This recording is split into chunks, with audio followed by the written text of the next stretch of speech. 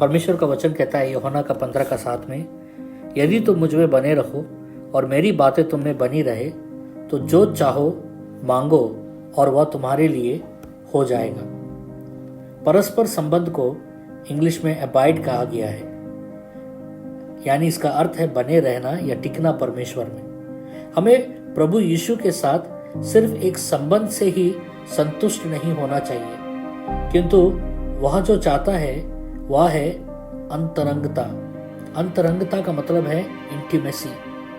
यदि तुम मुझ में बने रहो, हमें यदि शब्द पर ध्यान केंद्रित करने की आवश्यकता है। यदि जो शब्द है वो आत्म इच्छा का बात करता है, यानी मनुष्य की आत्म इच्छा के बारे में बात करता है। परमेश्वर हमारे साथ घनिष्ठ संबंध के लिए बहुत इच्छुक है और इस संबंध के लिए हमें मजबूर नहीं कर रहे हैं, लेकिन हमारी इच्छा का इंतजार कर रहे हैं। अन्यथा यह शब्द यदि तुम मुझ में बने रहो के बजाय तुमको मुझ में बना रहना होगा, ऐसा वचन में लिखा होता अगर परमेश्वर हमारे साथ बलवंत एक संबंध चाहते हैं तो। मेरी बातें तुम में बनी रहे।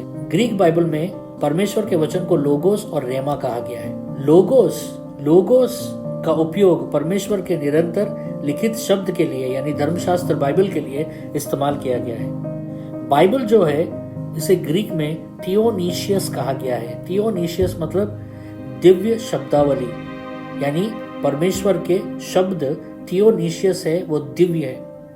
दूसरा थिस्सलुनीयन 3:16 में लिखा है, हर एक पवित्र शास्त्र परमेश्वर के प्रेरणा से रचा गया है और उपदेश और समझाने और सुधारने और धर्म की शिक्षा के लिए लाभदायक है। परमेश्वर का वचन जो होता है, जो लिखित परमेश्वर का जो वचन है, वो प्रामाणिक है, वो आधिकारिक है और लागू करने के लिए है। परमेश्वर के वचन को पहला आता है लोगोस यानी लिखित परमेश्वर का वचन, और दूसरा आता है रेमा। रेमा भी ग्रीक शब्द है जिसका अर्थ है परमेश्वर के व्यक्तिगत बोलने वाला शब्द। हमारा परमेश्वर चुप नहीं है, वह निरंतर बोलने वाला परमेश्वर है।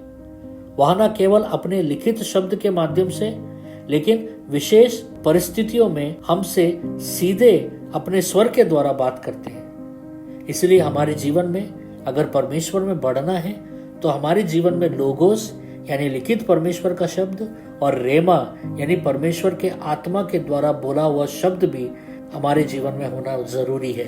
परमेश्वर आपको आशीष दे।